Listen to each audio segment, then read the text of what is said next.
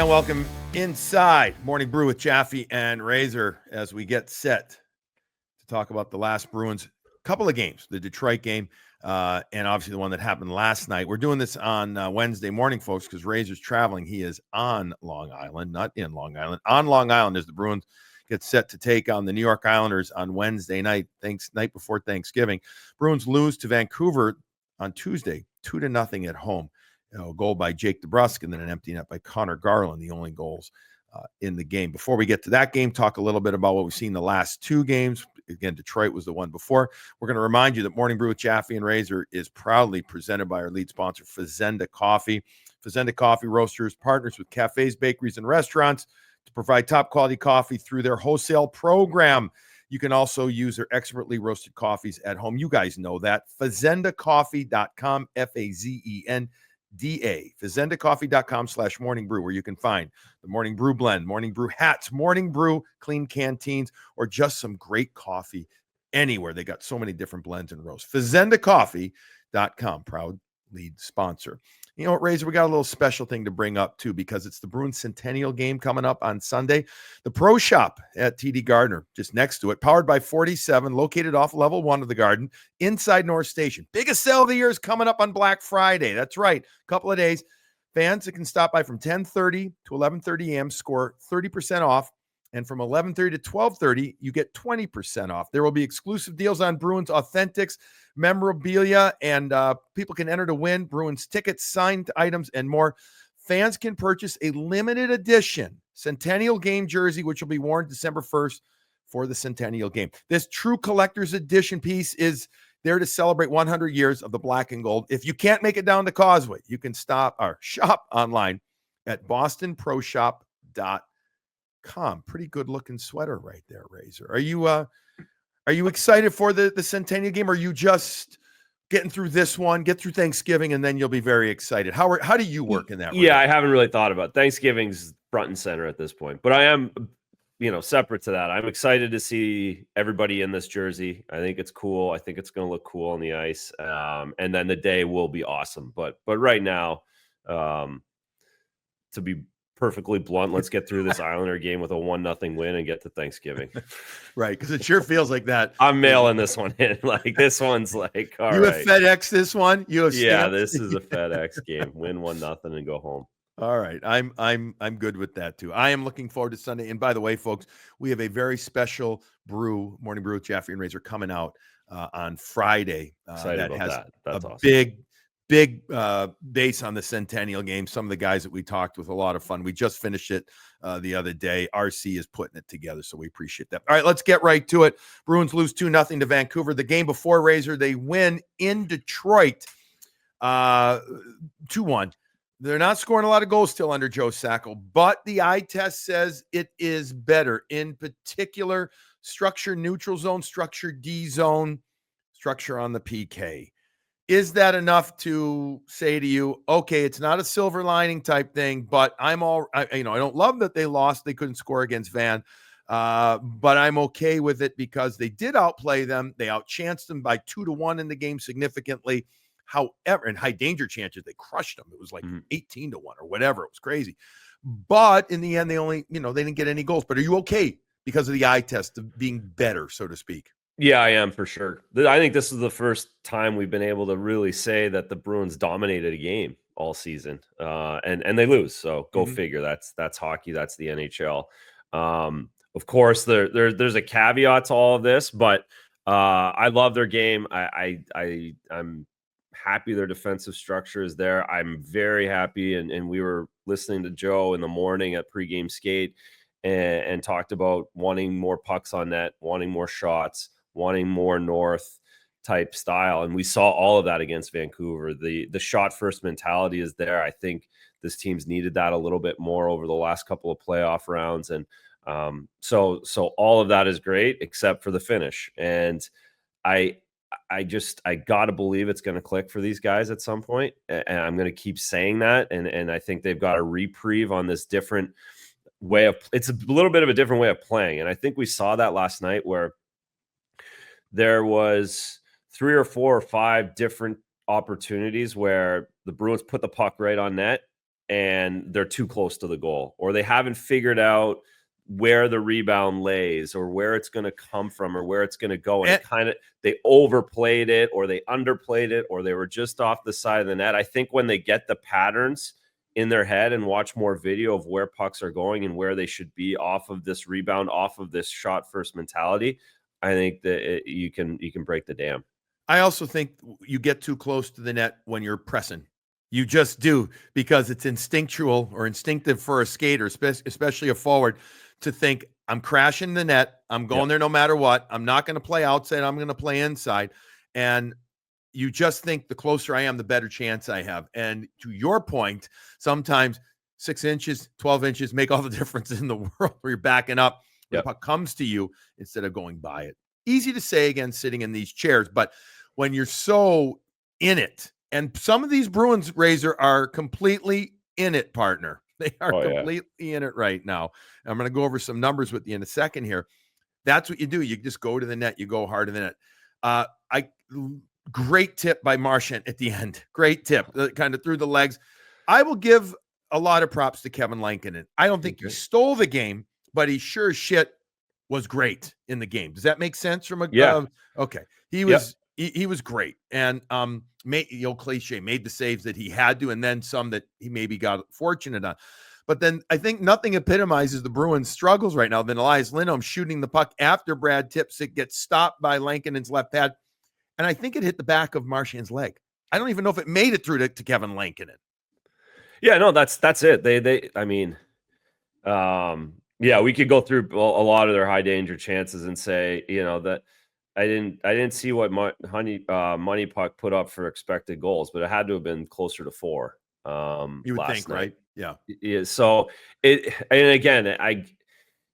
end of the day, you have to score. At the end of the day, it has to go in the net. At the end of the day, you can't have 1 goal through 20 games, 2 goals through 20 games, 3 goals through 20 games. That pace doesn't add up. But there is also a reverse to the mean, a work to the mean type situation where Morgan Geekie continues to get these opportunities. I don't see how he finishes the season with 4 goals. Like it just, if he continues to work and get these chances, like he just can't finish with 4 goals. So that's kind of, I think it's going to click and they're going to get breaks. Cause to your point, that Lindholm play, like that's just there. And there was 3 or 4 of them where the net's wide open and it goes off a stick and out. Like it was. Yeah, who's the defenseman? Was it Brandstrom who got his ankle or his heel on a shot in the first period? Was it Brazeau, I think, that took the shot? Right out of the building, like open net. Yes. And then Frederick's tip in the third that goes off his skate, like hits Lankinen's halfway up the back of his pad and bounces back out towards Frederick rather than in the, like, it's just, it was unlucky. There's times when it hasn't been, and they've had 15 shots on goal in a game, and you can't say it's unlucky or no shots in the third period. That's not unlucky. This scenario last night, they were unfortunate to score. They were. Yeah, they were. Really liked the neutral zone regroup. Quick ups were better. I really liked the back pressure. And I thought for the most part, their breakouts were good. D zone was pretty good. We kind of tried to show a little bit of how the Bruins handled some pressure, D to D, some reverses, etc. I thought they did a pretty good job of that. So I mean, they gave up how many shots in the first period? My iPad just went down. 3. Was that it? It was 3. And so they gave up 7 shots on goal between the third period in Detroit and the first period in Boston. Again, great. It looks good. It sure as shit is good to talk about. Yeah. But ... you want a goal. You want the win. Now, some numbers just to accentuate what we were just talking about. Zakin, his last 6, 0 points, 13 shots on goal, over 19 minutes average. Frederick, last 4, 0 points, 5 shots. 3 of them, Razor, came against Utah when he was 5 hits in that time. All right. 3 against Utah when he was moving. You could tell that he was excited with the opportunity. You're playing on the energy of the new coach. He has had 5 shots on goal against Detroit, so he was active there. He just hasn't scored since he scored those 2 goals against St. Louis going back to 5 games. Morgan Geekie, the player you just mentioned, no points his last 5. He's got 10 shots in that time. He has been, in my eyes, more physical, which means he's moving his feet more. So he is snake bitten, man. Holy, he is. So then there's other guys too, McAvoy, Coyle. They need to see some secondary scoring. Yeah, they need primary They scoring. need every scoring. Yeah. Yeah. All right. So have you ever had a player who's a real big time goal scorer, like a David Pastrnak, who's in a big funk, come up to you and say, as a goalie, what are you seeing me do or not do? David's in one right now, bud. He is, like we've seen him visibly frustrated. The angst kind of that look that he gets. I didn't see that last night against Vancouver. I think I saw it a little bit against Detroit. But you can tell that he's in one. He usually scores that slippery 5-hole goal. Now, Lankinen, I thought, got lucky on that. Hit the right pad, the left pad, and then he's flopping around like, me after a night out in college. He didn't look like he looked like a beer leaguer on that play. But have you ever had a player come up to you and talk to you about it to try and work his way out of it? Not at the high end. You'll get some of the guys that are a little lower down chatting about it, but the big guys, they just go into their own they go in their own head and they grind it out. And yeah, even the one-timer's not really clicking for him. He had a couple good opportunities in the first to let it rip. He missed the net high on one and didn't hit a spot on the first one. Couple other opportunities and wristers. And of course, in Detroit, he should have had 5 or would have had 5 when he was feeling it and not in it. So I think he's just, I think he'll go to his happy place and continue to shoot pucks. And again, it just has to click. We could say and debate all we want with the other guys, but David's not scoring 10 goals this season. He's just not scoring only 10 goals this season. It's going to get going. He's going to get hot.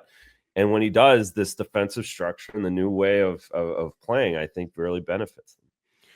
Do you see frustration from him like I do? Is that a fair assessment? Yeah, it's there. I mean, yeah, Normal, right? It has to be there. If it isn't there, we should be worried.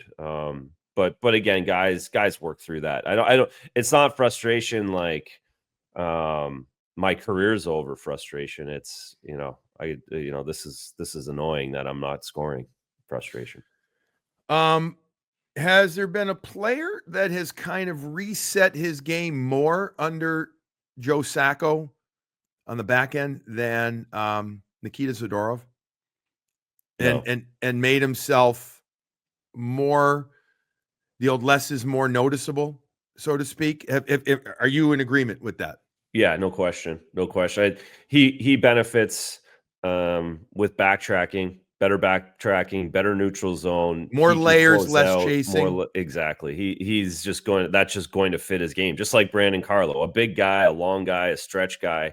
He's going to benefit with those things. If he has to get out there and get chasing and get a little discombobulated in the defensive zone and not really know where guys are, that's where you get affected. So no question, the two big guys, I think Carlo and Zadorov primarily have benefited the most from the layers, the backtracking, and the neutral zone. I thought I like the pair with Peak. I think that's the right pair for those guys right now. Just like I do agree, keeping Lowry and McAvoy together. Mason had that confidence. I didn't think he was bad against Detroit by any means, but I thought he was pretty good against Vancouver. Look, we know he's going to make the hiccups here or there, but his instinct, their desire for him to make that first decision quicker has been I thought he did that. To me. I agree. And the other thing, they miss Hampus Lindholm a lot, man. They miss him back there. The left side had a lot of opportunities last night in Vancouver, and I think that hit this Joe Sacko mentality of shooting pucks and closing, and that'll help Lindholm when he comes back as well. Going back to that Detroit game, I loved the Brad Marchand goal. I loved the, I had the post-game interview with him. I asked him if that was classic him. He said, yeah, that was vintage. I like how he turns the net, brings it to the front, and then just rifles it. Those are the kind of goals you hope. I mean, he's been working his ass off, but in general, that kind of, you got to see if Pastrnak can get a one-timer goal, like a Marchand gets that type of goal, then you're like, okay, it's there. It's still there. We know it's there. And that you think, hopefully, as Charlie McAvoy says, opens up the floodgates or the dam breaks. Yeah, it really should. Man, it really should. It should break. And They can't continue to get shut out or only get one goal anyways. It's just, and I don't know if we're going there, but the power play is better. But that's where you're like, okay, you need results there. Let's go there. Let's that. That's the 5-on-5 stuff was great, and you can continue to say, okay, that will come and that will work. But unfortunately, the power play is too far from that, and they have to score. Like they just do. They're just losing the special teams battle every night, even though the PK is good now. They lose it last night, and they lose the game because of it. They've got to find a way to get one of those in the third period. Well, right. And to your point, and I just got to make sure that I'm correct. I know they scored a power play goal against Detroit. The Tyler Johnson. It was 3 games in a row they'd scored the power play goal. Yeah. Right. And therefore, 2 of those 3, they end up winning. The other game was what, Utah, if I remember correctly, right? It was the first game. Yes, it was. And the power play goal they scored against Columbus, I don't want to say it doesn't count, but to me, it doesn't really count the way that the team played.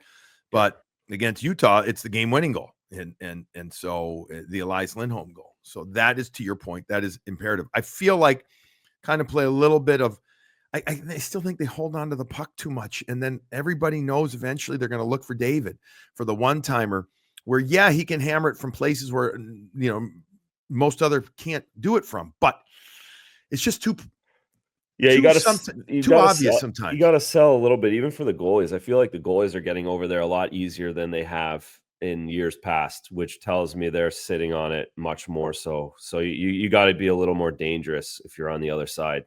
Yeah, Bruins don't have a one-time option from the other side. Brad's not a one-time guy. No. Zach is not.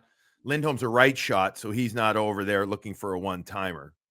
Ideally, it'd be great to have another one-time guy, but I think you can make things happen with quicker puck movement.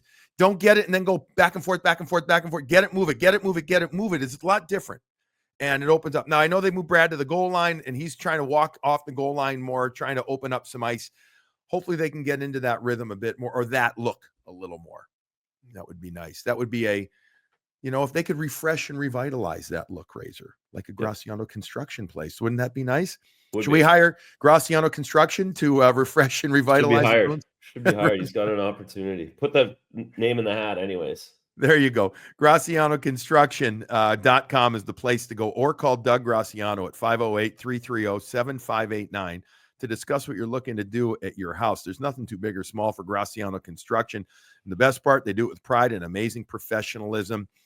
Boston and Greater Metro West and other areas in Massachusetts too. Give Doug Graciano and his crew a chance, and they will give you some great ideas as to what you might want to do. GracianoConstruction.com. You will love working with them. Speaking of love working with, RTN Realty is the same type of company. Looking to buy, sell, or lease a place in Mass, Rhode Island, or New Hampshire? Check out RTN Realty for all your real estate needs. Chris Gentile's got a staff of 16 agents and support people. They've got you covered for whatever you're looking to do. Reach out to Chris at C Gentile, Gentile, C Gentile at rtnrealty.com, or call him directly at 617-835-0845 for a no-pressure consultation. The real estate market is ever changing. You need someone you can trust and listens to what you want, not what they want. Go to rtnrealty.com. Tell them that you heard about a morning brew with Jaffe and Razor and Apex Entertainment. Razor, you are good with Apex Entertainment. And do we have an Apex most entertaining moment of the game? Last night, a lot of good moments, but anything most entertaining? Jeez. It's hard when they don't score a goal, right? I know. I'm just and Swayman didn't have to make it right at you. And Swayman didn't have to make any saves because they played so well defensively. All right, here's an Apex question then. I got you. Do you start Swayman again tonight? Or do you go to Corpusalo? No. Yeah, no. Corpusalo. Back to backs, the whole thing. Joe Sacko wouldn't commit to it, but it had to be, right? Yeah, I'm assuming he was just trying to be a little coy and just didn't want to get to that. But no, I haven't. The Vejmelka went back to back for Utah this week, but it's because they don't have any other goalies. They have a kid who's up who can't play or perceived can't play. I haven't seen it done anywhere else in the league. I think you got to imagine Jeremy's going to play Friday night against the Pittsburgh Penguins. and Sunday he gets the big game, right? Yeah, so I can't imagine that.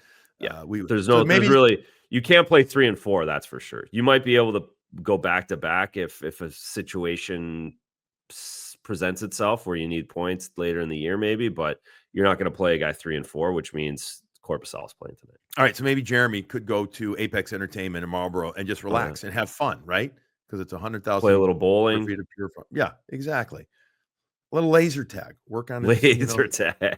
Yeah, right. Exactly. You could do that. All right, thank you to Apex Entertainment. Hand pass.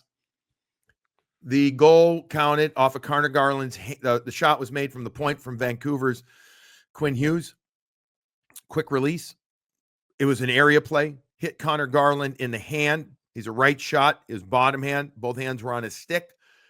The puck went, perfectly, fortuitously, if you're a Vancouver fan, to Jake DeBrusk.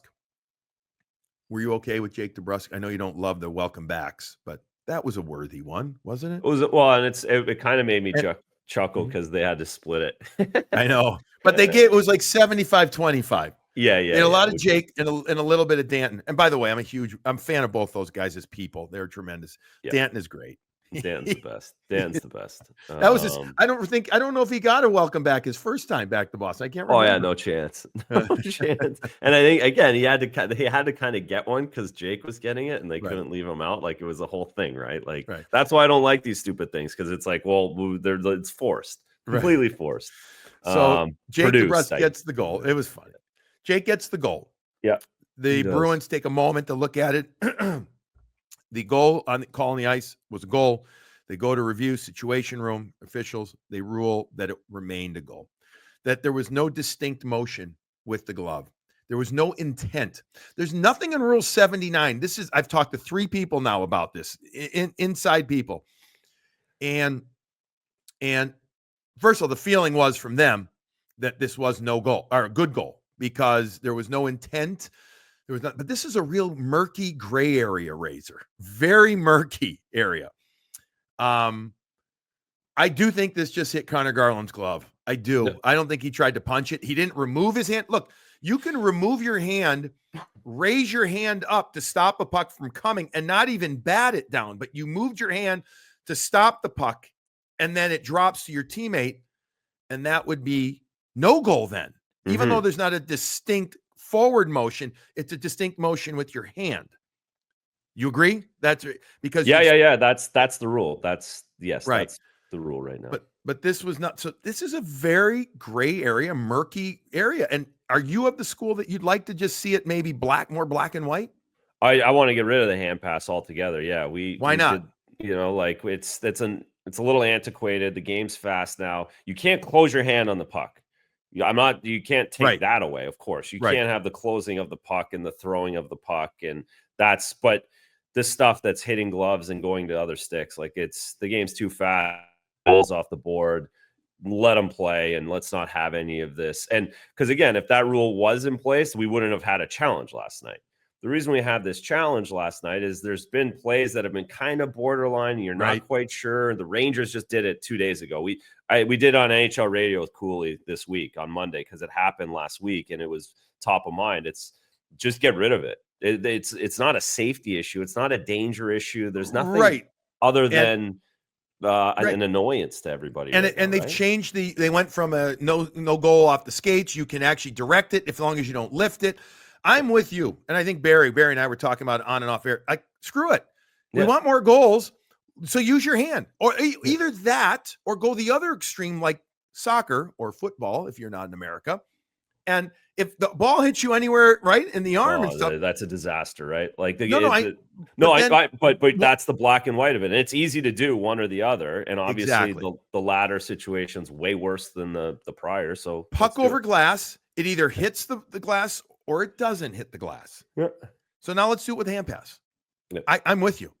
I'm with you. I don't think there was, at first I thought no goal. Then we watched it and I saw that there was no distinct motion with the hand. And he kind of brings his hand up and it hits his hand. The puck is going so fast, as you said, the play's happening so much. What is he supposed to do there? That is not the reason they lost the game, even though that was the goal that made it 1-0. I don't think it was the reason they lost the game. No. I mean, they didn't score. That's why they lost the game. And I don't I think the challenge is a good challenge, but you're not. I think you got to challenge that. I do because too. it's I murky. think you have to challenge it, but you're not like so angry that they screwed it up too. Right. Like it's one of those ones where you're not losing your mind because you thought it was so obvious. You just kind of seen plays off gloves to other guys and it didn't count. So let's see what this is. Right. And now there's a little more precedent set for the rule, but the next guy will know. Exactly. Well, we hope. One other thing, and then we're supposed to have a guest coming on in a moment to join us here real quick, but I want to go one other thing. We are at the last game before Thanksgiving, obviously, Bruins on the island. The Bruins, from a points percentage razor, are not in the playoffs. Okay? Going into this game. They've got 23 points. Islanders have 21. But the Bruins are at 500, 10-10-3. They are below the Buffalo Sabres, who are at 548. They played two fewer games. Are you of the school of thought that this is a must-win game so the Bruins can get themselves into the playoffs? Then again, Buffalo's playing as well, so it might not matter. But, I mean, are you a believer of the whole Thanksgiving thing? Are the Bruins just close enough that I don't say it doesn't matter, but it kind of doesn't matter, the whole in or out? Yeah, no, this one doesn't matter. And I could make the case, and I have made the case, that it's not going to – this is going to be the year that bucks that trend completely. Both sides, East-West, is basically everyone's 500. Even the division leaders haven't really pulled away, with the exception of Winnipeg and Minnesota. It's going to be so tight right down to the end that I don't think this Thanksgiving number matters this year at all. I think you're going to see 3 or 4 teams that aren't in, maybe technically by a percentage point today or tomorrow, get in. And those teams that you're talking about, I made actually a note here in the East. I had Boston as the team. I mean, I guess the Islanders could, but I don't know what I'll know more about them after I watch them tonight more in depth. But in the West, it's the Colorados, the Edmontons, right, that you're talking about, that are outside in 500, or just, the other team that had huge expectations and has really been a major whoa is Nashville. Yeah. They're so far down. I mean, they can still make a run, but they're just above the Chicago Blackhawks with 17 points. They're 7 points behind Colorado right now for an opportunity to get there. So, but anyways, it's Colorado, Edmonton, it's the Bostons. There's a bunch of teams jumbled in that middle ground. Yeah, there is. And yeah, in the East, it's even crazier. I mean, Florida's lost 4 in a row. Bruins are only 2 points behind Florida. So it's it's going to be tight right to the end. It really will be, I think. So this year, I'm not concerned about what Thanksgiving says or anything else. I think we'll look back and say, oh, there's 3 teams, 4 teams this year that it won't hold. Yeah, no, I agree about that. Let's just look at where the Bruins are with regard to, this is maybe I don't know, not unfair, but I'm going to ask you for eye test. Do you feel that this team looks different, not just structurally and everything, but looks different under Joe Sacko, a different energy to them, a different confidence to them, as we've seen now 3 games going on, 7 days or so?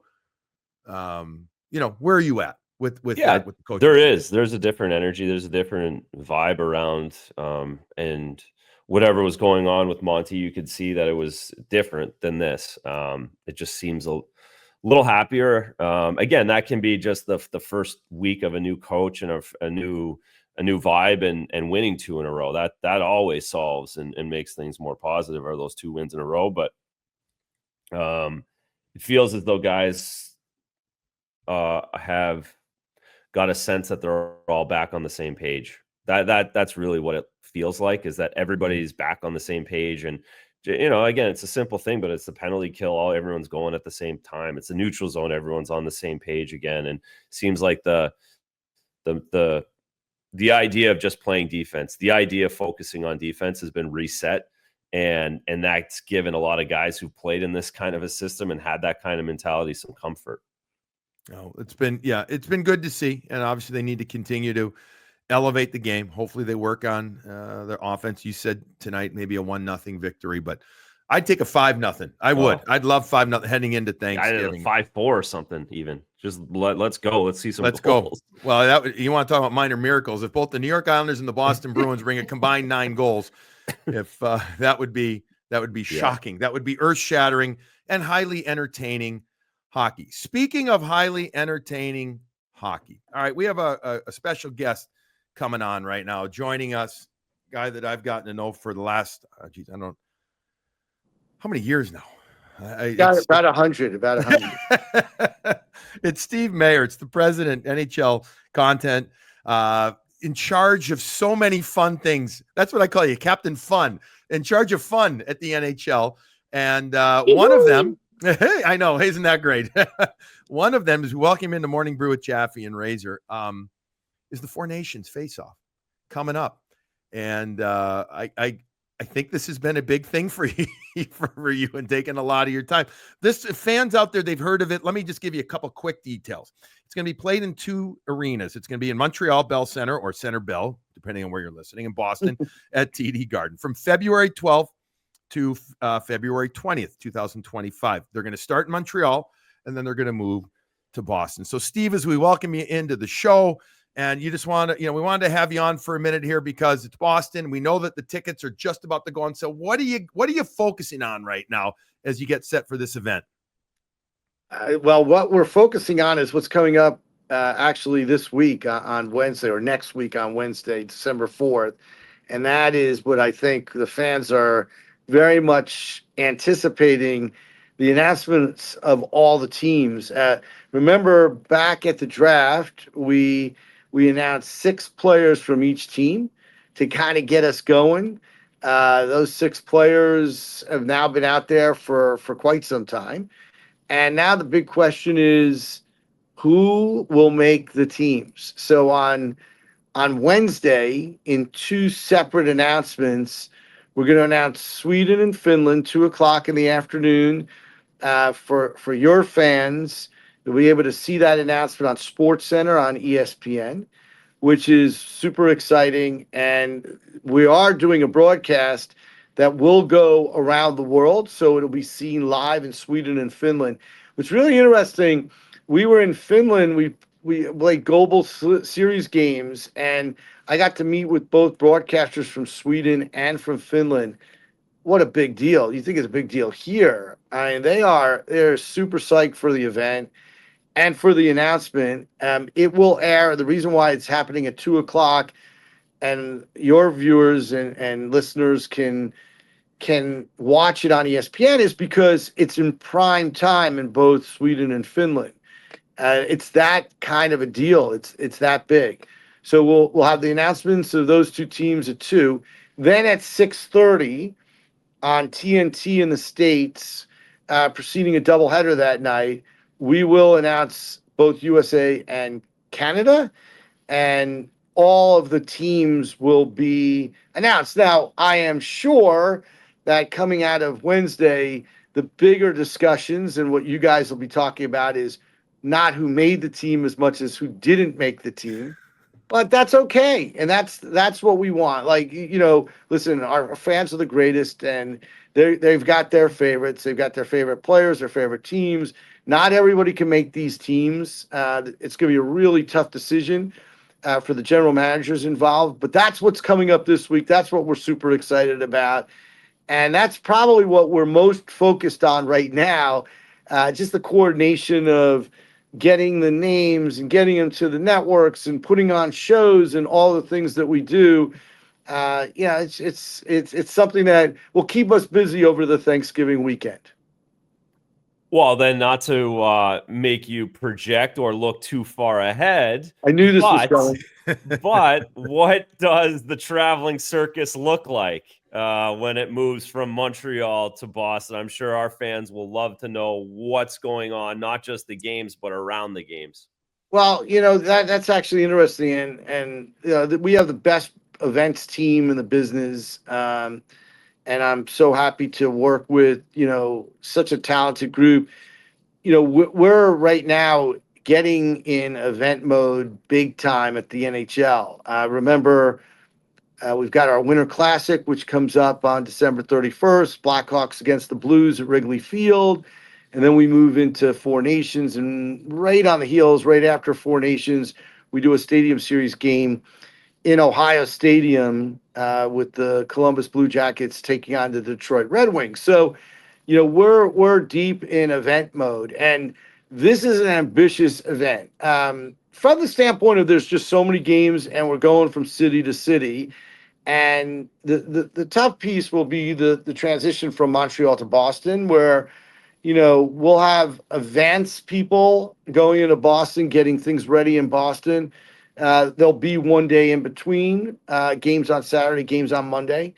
But, we're used to doing, that type of turnaround, those type of events. And, we'll probably have between 100 and 200 people on our team in all aspects. An event has so many different aspects to it, from those who deal with tickets, those who deal with hospitality. There's the graphics that are in the buildings and in the cities and in the hotels. There's fan fairs and fan festivals, of which we're going to have one in Boston. Outdoor or indoor or both? Outdoor. We're going to do something outdoor. And as you guys know, we take advantage. Listen, it's not an outdoor event. This is not an outdoor game, but it is in the middle of winter, and we're a winter sport, and we love to take advantage of the elements, and we find our fans like it. They don't mind just putting on the winter coat and having a good time, and we cater to do things that play well in the outdoor environment. So we are going to do something outdoors. But I will say, this is an exciting period of time for the league. When I first got to the league, one of the first events I did was World Cup of Hockey. And, my memories of World Cup of Hockey was just outstanding. And, it built. And of course, storylines that we never expected with Team North America. And, then had a great final, just a great event.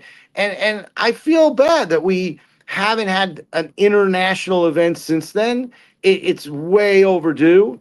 The players, oh my goodness, the players are so into this. And I've heard what everybody said. It's not Four Nations. It's not World Cup of Hockey. It's only Four Nations. Fine. It is a precursor to what I think is going to be an amazing Olympic event, which comes next year. And then we will get into a regular rotation of international events, bringing back World Cup of Hockey, having the Olympics on a regular basis. I think it's very important to the NHL, very important to the NHLPA, and our networks. Everybody's really so excited to be able to televise this event. There's a lot of buzz. It's going to be great. You had a lot of cities to choose from. You look at Montreal and Boston, and you're like iconic hockey cities and everything, but you had a lot of other cities that you could work with as well. For our fans, because we're a Boston centric show with regard to, obviously Boston Bruins talking and everything, but why Boston? What was the deciding factor there, Steve? Yeah, listen, just a great melting pot of people from all the Four Nations. An amazing hockey town, is, of course, we did look at, cities that could support an event like this. An international event is a bit different. It is. And, it's not always going to be the United States against Canada.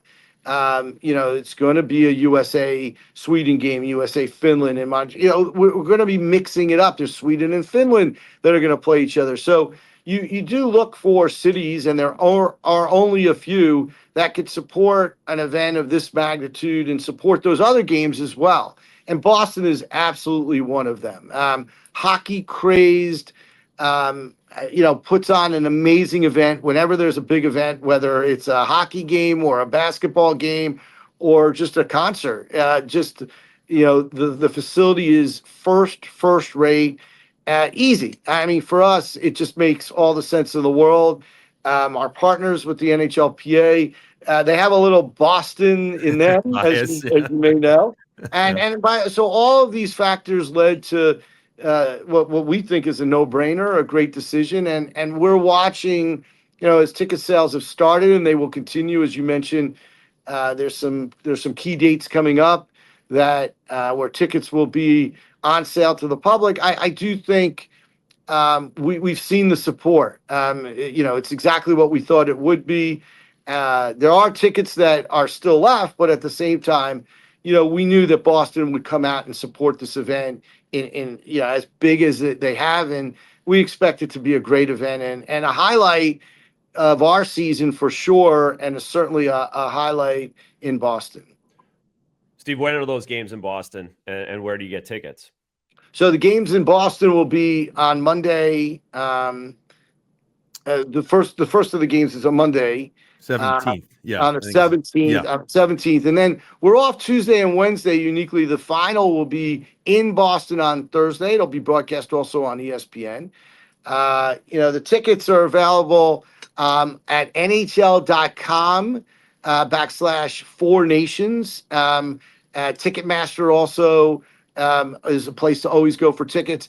And again, you could buy tickets individually to all these games. There's some great matchups. The final, you don't know who's going to be in the final. I think I'm watching so many different people prognosticate and predict. And I'm actually surprised that, people aren't automatically saying, oh, it's going to be the USA versus Canada. And I'm probably alongside them. There's such quality hockey all around the world, great players from Sweden, great players from Finland. It's going to be really interesting to see who's in the final and who eventually wins Four Nations. So basically, you're going to find out who's on these teams right after the GMs make their decision, right? You're going to be the first guy that knows. So if we want inside scoop on Thanksgiving, I'm not eating till 6 o'clock or whenever, maybe next Monday, Steve. I'll give you a call. We'll bring you up on morning. That was going to be my next question. So who are the teams? Because you might have a little insight for us. You're getting nothing out of me. Nothing. And I will also say, if you guys do, find out, do me a favor, just keep it to yourself. You have my word. Yeah, everybody's got to put out this. We're not scoop guys. We're not scoop guys. Well, good enough. So but yeah, we'll find out. Just so you know, the teams do need to be submitted this weekend and actually through Monday. And it's a real. I would love to be in the room when some of these decisions are made and some of these discussions are made. I think it's really compelling. And, I love reading, everybody who is trying to make their best guess of who's going to make the teams. But I do think it's really hard to come up with, especially those last few that make the team. Those will be tough decisions. Always, yeah, and obviously Bruins connection there is at Don Sweeney. I would say heavily involved is under understatement. Yeah. And the fact that Charlie and Brad have already made the team. Mm-hmm. And I would think that there will be many other Bruins that will find their way on these teams. Obviously so many great quality players. It'll be interesting to see how they sort of divide between 32 teams and all over the country. There's no obligation, unlike an all-star. So everybody knows, unlike an all-star where we do pick one player from each team, and that's something that's a league mantra. That's not the case or necessary here. So it'll be interesting to see how things are distributed or players are distributed from team to team. Yeah, it'll be great. And one more time, NHL, where'd you sit for tickets? One more time. And do you have special deals or fun stuff coming up with Black Friday, anything like that? Or any, do you have stuff for the fans? So we have a special holiday offer. Okay. There's no fees on tickets that are purchased from the 28th of November through December 2nd. There's a promo code that's Snow Fees, SNOWFEES. Okay. Maybe somebody knows it's supposed to snow this weekend. And so you visit if you need more information and you weren't writing down what I just said, NHL.com /4nations for more details. And again, the Boston ticket is also there's a doubleheader on President's Day. So most folks are off that day and kids are off. And so what a great way to spend the day. We go from the bean pot, the first Monday, the second Monday, and then the third Monday is the Four Nations. You want to talk about Monday mania in Boston for hockey? This is just unbelievable stuff. That's actually interesting. Yeah. You know what? I love that. Yes. Yeah, you could really got people on schedule for Monday nights. So you get every Monday. What are you doing? Listen, there's a lot of great hockey, as I said, in Boston. And if you're a fan, what a year. What a year. Yeah. Although I would hope you all hope that your Bruins turn it around. But there's plenty of season left, and so much season left. And by the way, when we get into this part of the season, that's when it really gets going and becomes super exciting. So, yeah, well, this is going to be a great year. And Four Nations is just one part of it, but it's something that we're very much looking forward to. As we are too. And we appreciate you having a couple of minutes to come on. Steve Mayer, his official title, President, NHL Content and Events. But again, whenever I see this guy, it means that we are having fun. So President of Fun for the NHL. I know you work your ass off. I know your crew does too for all these events and long nights and early mornings, but I don't know, man, you're always having fun. So you're the chief content guy of fun. How about that? If we didn't do something that we love to do, and I'm just honored and blessed that every day I get to go to work and have fun and create memories. And that's, it's pretty special. And thank you for having me on, and happy Thanksgiving. Same to you. That's Steve Mayer, President, NHL Content and Events. Razor, you and I will be back. We're going to do a very quick turkey brew. I don't know if it even makes sense, but whatever. What the hell? We're going to do it tomorrow morning after the Bruins play on Long Island. They play the Islanders. Technically, it's not even on right now, right? Or whatever. I don't remember where the year. Long story short, you and I are doing something in the morning. We're going to do a 20-minute brew. We're going to get it done. We're going to talk about the Bruins and Islanders.